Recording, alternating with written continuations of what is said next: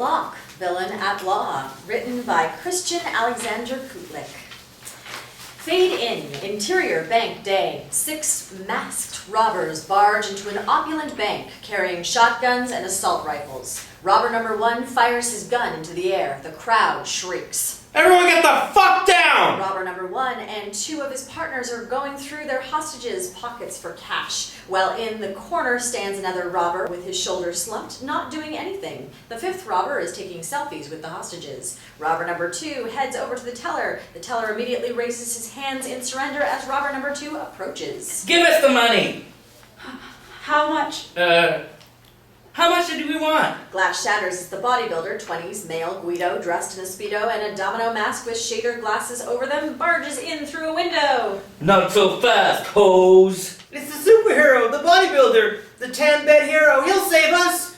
Thanks for the intro, random babe.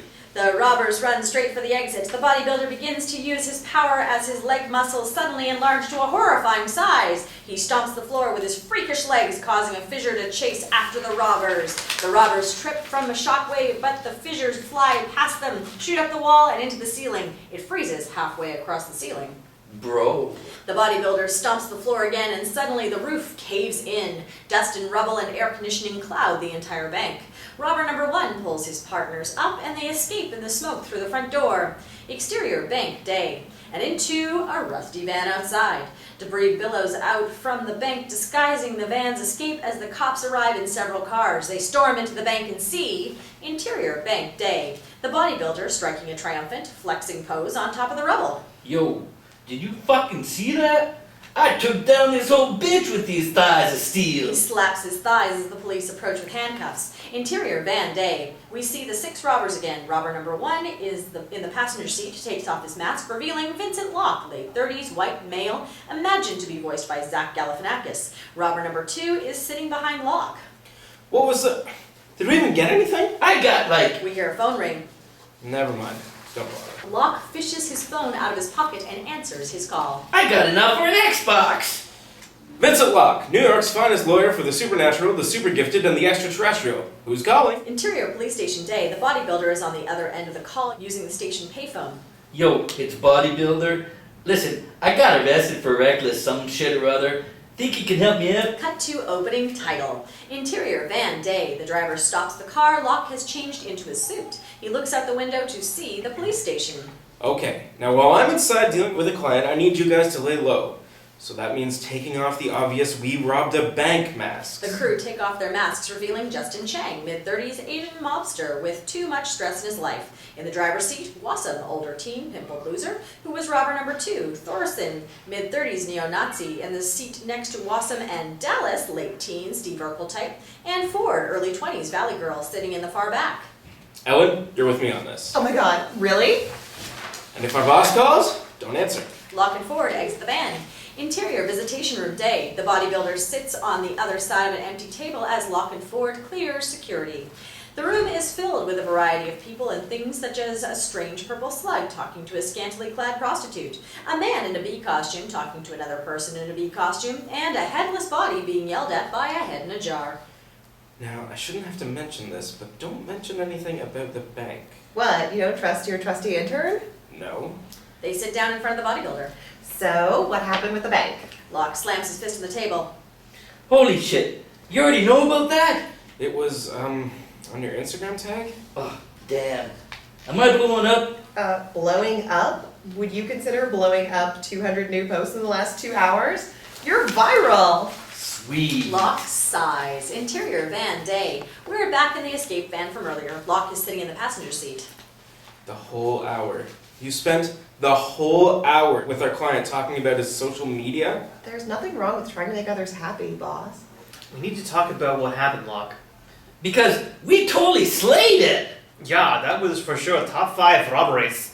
That doesn't mean much when you're only done 5 jobs. We'll talk about it when we get back to HQ. Locke points to a parking space outside. There's a space. Exterior street day. We see the rusty van pull up to the empty space on a crowded street in an area that looks like Queens, New York. As the van pulls into the park, another car teleports into the space. Chang honks the horn at the driver getting out of the teleported car. Yo, what the The hell? driver flips off Chang. Oh, son of a bitch! Justin. Chang steps out of the van, raising his fists in the air. You wanna fight with a fucking gangster? The driver teleports behind Chang and slaps him on the head. Oh, motherfucker! Chang chases after the teleporter, who slowly teleports down the street, just always out of the reach of Chang.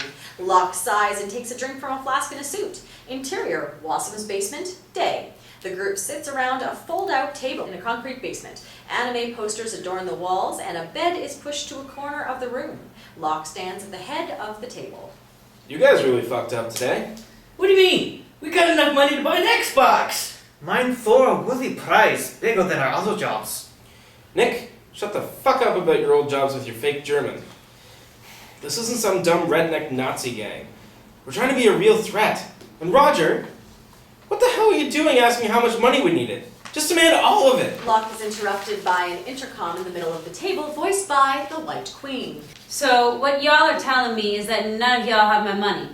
Actually, we have $575.39. That's chicken shit. We'll do a better job next time, White Queen. Next time? I ain't invested in y'all for next time. I want money back now time. The organization is doing all it can. All you can, ain't cutting it. So as your lovely big bitch boss, I'm making some changes. We went over this. We can't do a marketing campaign if we're doing crime. I know.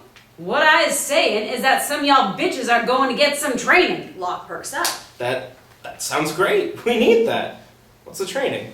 That sounds hard. Like that attitude, Locke. Y'all getting training from a bona fide supervillainess. The room goes silent. I think you got the purpose of the organization confused. That is funny. Because here I was thinking that when the lovely but mysterious White Queen be investing shit that I would be making money. But yet, that ain't happened. Now why could that be? These things take time. And besides, hiring a trainer isn't in our funding. Then make it in the damn funds. Either y'all dumbasses get whipped or you ain't getting another dirty penny from me again. We hear the White Queen hang up. That could have gotten worse. Oh, you think, Dallas? Yeah, she didn't ask for the money. Oh, right, she didn't. A job never goes wrong with Solson. But, how are we gonna split up the money? Wassum and Thorson look dumbfounded. Oh man, I didn't think of that. Vincent, what we gotta do? We built this for us. We do what any good lawyer does. We stall. Interior, subway station, day. Superimpose 1 week later. Locke and Ford stand in a subway station. So, I was thinking. We're still not getting that coach. As they stand on the platform, a man zooms by, running on the tracks. Locke folds his arm. Great. Now the train's gonna be fucking late. Interior, subway car, day. The subway is crowded from the delay, with Locke and Ford being squeezed by a mass of bodies. I just really don't understand why not, though. About what? Well, kind of like everything, really. I mean, what does the organization do? What is it even? Are we just doing crimes to just, like, get you more clients? No. Have I not told you this?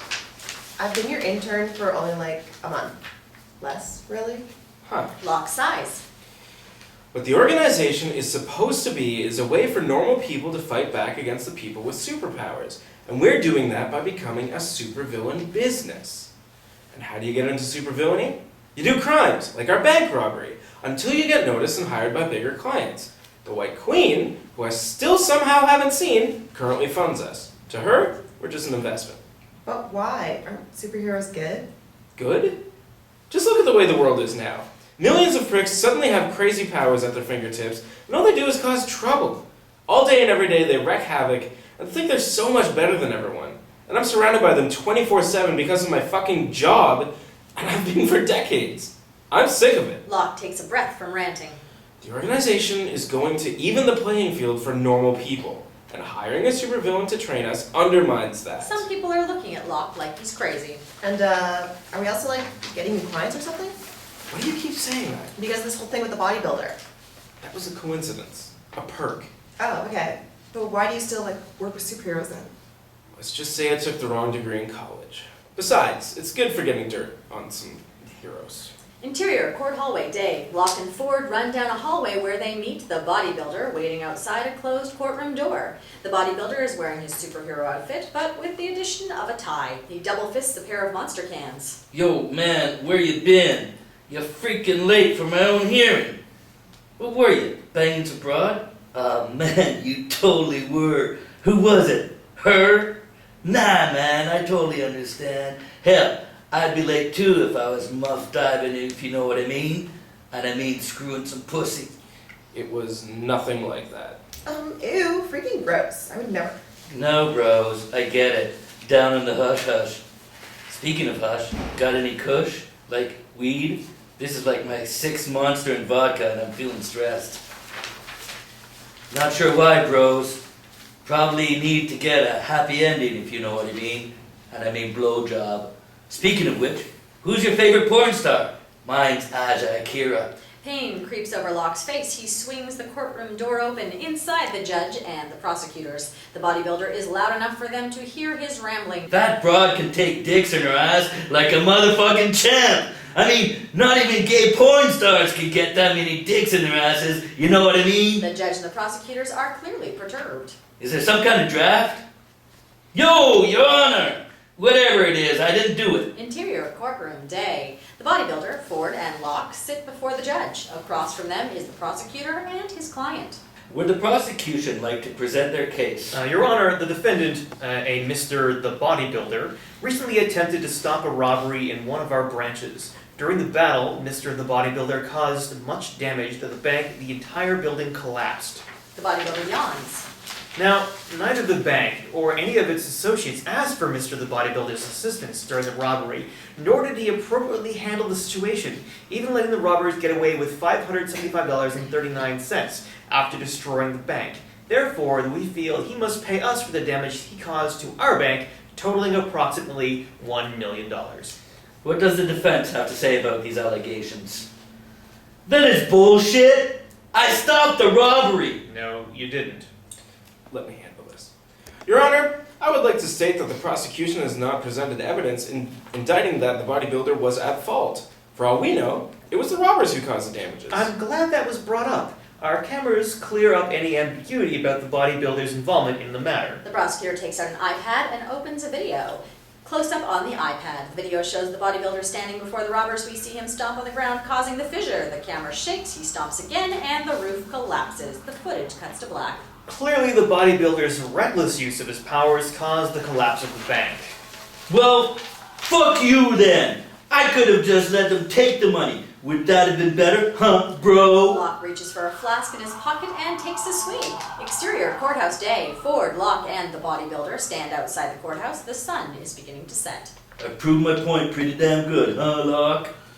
You were definitely loud. It could have maybe gone worse. That's the spirit. Yo, I'll catch you bros later. Got the Entourage movie on my computer at home, and I'm pretty sure I'm gonna pass out from those monsters. Tell me how this shit goes. The bodybuilder hails a taxi and leaves. Pop quiz. How are we gonna fix this? Appeal? Nope. Blew that as soon as the judge heard our client talk about anal porn. And whose fault was that? His. Next. Wait, doesn't he have a legal right to intervene in case of emergencies? But... But it's only if someone is about to die. So all we have to do is prove the robbers were going to kill someone. Right. So all we have to do is prove we were going to kill someone. We could always blame this on Nick. He is a Nazi conspiracy theorist. Locke's phone rings with the sound of a Gregorian chant. He pulls out his phone. Close up on phone, caller ID, White Queen. Shit. Hey! What's this shit about y'all, Stalin? You know. No, I don't. Y'all fucking get that trainer or I'll make sure y'all never represent another motherfucker again. Oh, really? And how are you gonna do that? Don't test me, bitch. My fingers are on everybody's warm pies. A long black car begins to pull up in front of the courthouse. Now I'm gonna have my lovely left-hand man, the man who let me know about the dumbass The plan, passenger door of the car opens to reveal... Roger Wassam, Wassam steps out of the car. He tries to stand triumphant, but his horrible acne ruins the moment. to make sure y'all meet your new coach and signs a fucking contract. 3 things. Contract? Left-hand man? And, though I repeat this in vain, this is a huge fucking mistake. The organization has morals. Wassam approaches Locke and Ford, but trips and falls on the steps up. Locke just watches Wassam struggling to get up. Yeah, fucking left hand.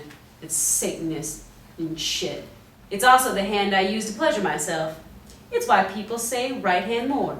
Wassam brushes himself off, his confidence quickly fading as he approaches Locke and Ford. Right. And the contract, do I need to look it over? Fucking duh, look it over. For a lawyer, you are sometimes so dumb. She's getting the most of the y'all's fucking pie, and her name's Midori. And the ethics? Fuck 'em. The White Queen hangs up. Locke glares at Wassam. Was it worth it, Roger?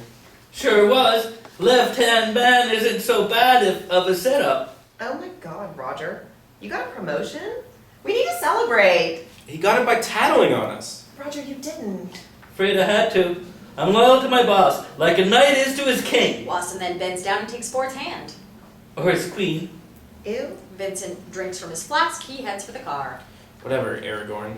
Where are we going? Wassam lets go of Ford's hand and turns to face Locke. Ford quickly runs down the stairs to the car. Excuse me? Aragon was a king. Do you wonder why you don't get laid? Locke opens the back door for Ford to get in. Wassam catches up to them as Locke gets in. All the time. It's because of shit like that. Locke slams the car in Wassam's face. Interior, car, day. As Locke gets in, he sees Chang, Dallas, and Ford sitting in the back seat. Thorson is the driver. Wassam gets into the passenger seat. It's a very luxurious car with an open bar and sunroof. Locke shifts through the bar before the car even starts. I see you already got everyone. Do we know where we're going? Indeed, Fjord. Don't talk to the help, Nick. Locke finds a bottle of whiskey, uncorks it, and sloppily pours the alcohol into his flask. Nick? Do you remember if you threatened to take anyone's life at the robbery last week? By waving guns? It has to be more than that. Like a vocal statement or pointing a gun directly at a person. It's for a case. Nick, stop talking to him. Fine. Locke sits down right beside the bar with a full flask. That takes care of that. Roger didn't have a gun, just a bag. I know Justin and Dallas didn't because they aren't idiots. Why, thank you. After all, I was the only one who came up with a code name. The code name was stupid. Ellen? I wouldn't threaten someone's life for real. I mean, we were even using blanks. God damn, what a shitty day this has been. Locke drinks straight out of the whiskey bottle. Exterior, warehouse night. The car stops out in front of a worn-down warehouse. The organization gets out of the car. Locke is already a little tipsy. He eyes the building. Oh shit. You recognize this place? Nah, warehouses ain't the Chinese mafia way, too Armenian. Well, my research has drawn up nothing on this particular building. So if I don't know about it, You wouldn't know about it, Dallas. It's a super thing. Come on, let's just end this. Locke stumbles forward into the warehouse. Oh, and stay close. The organization follows. Interior, warehouse night. Nooses hang from the ceiling and bloodstains on the floor. In the far corner of the warehouse, barely discernible in the dark, is a bloodied gorilla. Locke is the first to approach the animal. The rest of the organization cowers far behind, except for Chang, who stays close to Locke. Password? The grassy knoll was the one who shot JFK. The gorilla grunts. It steps aside to reveal a rusted gate to an elevator. They really didn't change the password? It gets confusing. Locke shrugs, takes a drink from his flask, and steps inside. The gorilla stares down the rest of the organization as they timidly crawl into the elevator. Interior, elevator night. The gorilla closes the elevator doors. Locke? Was that blood? Sure was. This a fight ring? Usually turns into worse than that. Locke begins downing his flask, and the elevator lurches down. The elevator descends past several floors. Out of the gates, they can see onto the floors they pass, where they see bizarre scenes like a dominatrix whipping a bound man in leather diapers, an amputee crawling on the floor, giggling like a madman, a little girl brushing her hair and singing in the darkness, and a ghoulish humanoid simply staring at them as they pass. is this some kind of sex thing? Only after 2 a.m. on Sundays. 2 a.m. in Sunday or 2 a.m. in Monday? The elevator stops at a set of steel doors. The steel doors open up to reveal an interior lounge night. The lounge is like a 1920s speakeasy, but lively, with costume patrons dressed in evil motifs, befit of supervillains, such as a man in a lavish devil costume and a woman with a cockroach-themed outfit. An octopus plays smooth lounge music on 2 pianos simultaneously. Locke jumps to the bar and rings for the bartender. She approaches Locke. What would you like, sir? We're looking for a Midori. And they'll have a rum and coke. More rum than coke. Really just rum with ice. What do you want with someone like her for? Because I'm being forced to. Hold on a minute. The rest of the organization gathers around Locke. Wow, what is this place? Supervillain Lounge, one of the originals. Used to come here all the time when I was sidekicking for villains. Whoa! Wait! You used to do that? Yep, it was how I met Justin. Even did some other jobs before that. Yeah, way back when Supers first started. We met in a fortune cookie racket. Fjord has experience? Wish I didn't. The bartender comes back with a glass of Coke, but mostly rum, and ice for Locke. She's in the booth in the back. You'll know because it's the booth with, like, no lighting. Locke slams his money on the table. He takes the rum with him as he and the organization head toward the back of the lounge. What do you guys think she's like? She's a girl, right? No, it's totally a dude, and he's probably a mega badass. I hope he's share anti-Semitic views. I wouldn't jump to conclusions. You know, assumptions make an ass out of me and you. Chang and Locke remain quiet. The organization turns a corner and they see the booth. In it is Midori, early 20s, female, Asian, punk motif, getting drunk, alone. Yeah, looks like our coach. The gang gets into the booth. Midori slumps forward. Hell fucking low. What do we have here? Are these my new friends? We're hardly friends. Locke, be nice. Guten Tag, Schwein. How about the reptilioids? Oh my god, a real supervillain. What are your powers? Where's your secret base? Do you have any henchmen? Whoa, man, just back off for a second. A lot of yelling. Dallas extends his hand. Hi, my code name's Dallas. It's not my actual name, just a code name. Midori doesn't shake his hand. You guys are She the takes out a piece of paper from her pocket and looks at it. the organization? We are indeed. And now me what's going. I know this is tough, but we have to hire her. Easy for you to say. Is this a lover's quarrel? Allow me to explain. The organization is supposed to... Midori downs a shot. Don't care, I need the money. Sure, okay. We all know you have some kind of underground bunker filled with stuff you got being a supervillain like magic gold. See, reptilioid magic gold. That wasn't even German. Exactly. So how could you need money? I just do.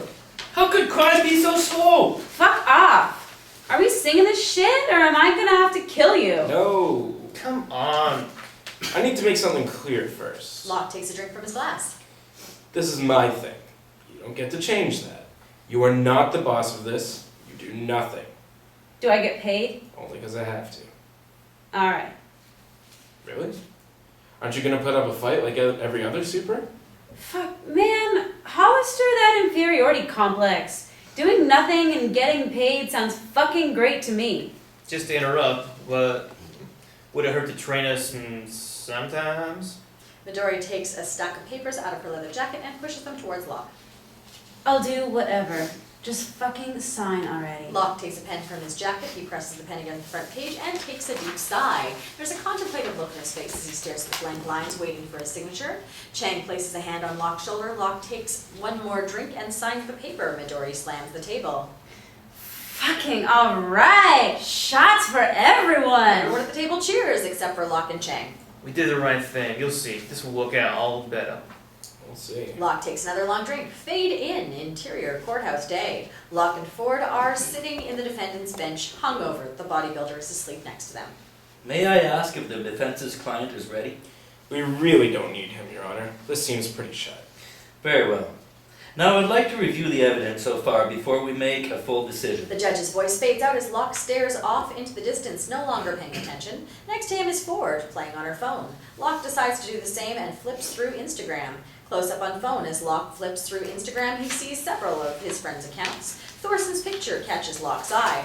It's a selfie of Thorson in a ski mask holding a gun to a hostage's head. The caption on the photo says, "Every share saves a hostage. Please support this. Hashtag Empire, hashtag What a Show, hashtag Cats." We see the photo has only one share.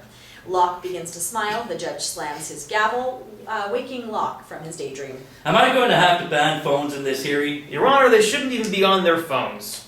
Tell your client that. My client isn't playing on his phone. We see the prosecutor's client is not on his phone. Instead, he's playing Fruit Ninja on his iPad. He's playing on his iPad. Very well. I'll allow it. What's your reason, defense?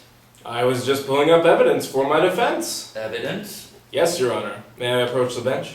Proceed. Locke rises from his seat. He nudges for Ford's attention. My defendant, Mr. the Bodybuilder, was legally in his right to do what he did during the robbery, for lives were at stake. He had to? Present your evidence. Locke hands the judge his phone. As you can see, that there is one of the robbers from the heist. In it, he is threatening the life of a hostage for shares. Shit. Therefore, the bodybuilder had the right to take any precaution to save a life as a registered super being. This shouldn't mean the defendant is exempt from the damage. It does, actually. Property liability no longer is the fault of a person when he is attempting to save a life. Your Honor. Look, I don't make the laws, just enforce them. In light of this evidence, I must drop the lawsuit. Really? Are we gonna just ignore that the defendant's representative is apparently following one of the robbers on Instagram?